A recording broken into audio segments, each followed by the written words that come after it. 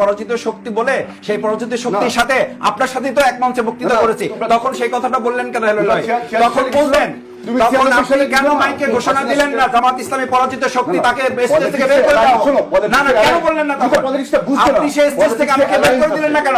তখন তো আমি আর আপনি এক পাশে দাঁড়িয়ে মাইকে বক্তৃতা করেছি, করি নাই বক্তৃতা? আমি আজকে আর আসলে কোথায় ছিল?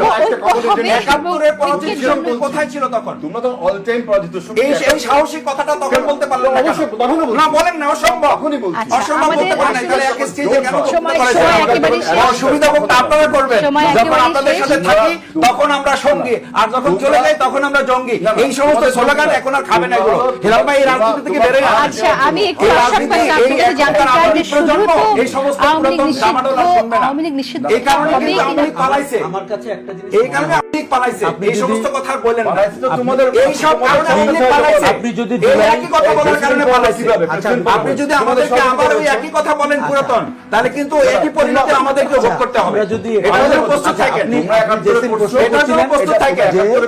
কি করে জন্য আমাদেরকে সঙ্গী বানাবেন আর পরের জন্য আমাদেরকে জঙ্গি বানাবেন, ওই দিন শেষ হয়ে গেছে। ব্যাপারে সিদ্ধান্ত আওয়ামী লীগের ব্যাপারে সিদ্ধান্ত নিয়ে আমরা কথা বলছি না। আমি শুধু জানতে চাই আমার মনে হয়